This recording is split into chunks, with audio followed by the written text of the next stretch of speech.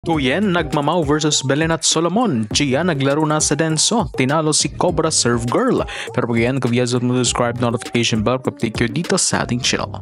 Matapos ang 4-set epic win and historic feat ng Monolith Skyrisers kontra sa Iran Team Saipa, bigo naman silang mapagpatuloy ang momentum sa kanilang ikalawang assignment na Vietnamese team LP Bank Ninh.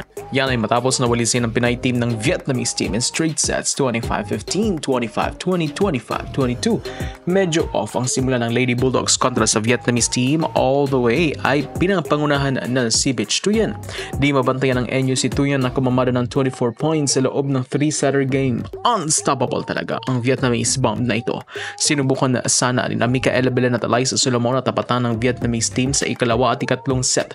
Sila ang bumuhat sa Lady Bulldogs upang mas iangat ang koponan at subukang masilat ng set. Ngunit bigo ang mga ito na magawa ang plano dahil nai-stop lang sila ni Tuyen sa napakalalakas nitong palo. Tanging sina Belen at Solomon lamang naka-double digits sa Philippine side with 13 and 14 points respectively. Samantalang sa kabilang koponan, tatlo ang naka-double digits kasama ni Tuyen na may 24 points. 14 points si Trin at 10 points naman ang batang Thai import ng Vietnam club na si Warisara Sitalued na isa sa mga Thai players na bahagi rin ng Estcola Thailand team na naglaro last PVL Invitational Conference. Malaking blow ito sa NU dahil nawala sa kanila ang chance sa sanang makakuha ng sure spot sa semifinals.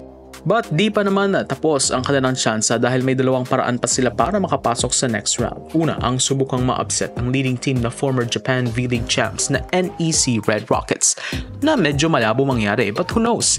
At ikalawa, ang dasal na ma-upset ng Iranian team Saipa Club ang Vietnam team LP Bank in 3 convincing sets upang makalusot ang NU sa next round.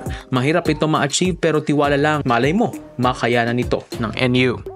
Speaking of AVC naman, huge upset ang natamo ng host na Nakhon Ratchasima matapos silang ma-upset ng visiting team mula Kazakhstan na Kwanish led by superstar legend Sana Anarkolova.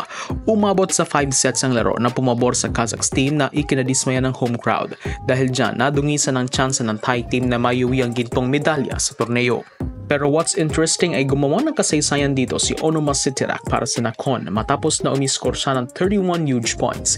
Epic moment ito para sa Thai legend dahil sa kanyang edad na 38 years old, umiscore pa siya ng 31 points sa isang international club competition.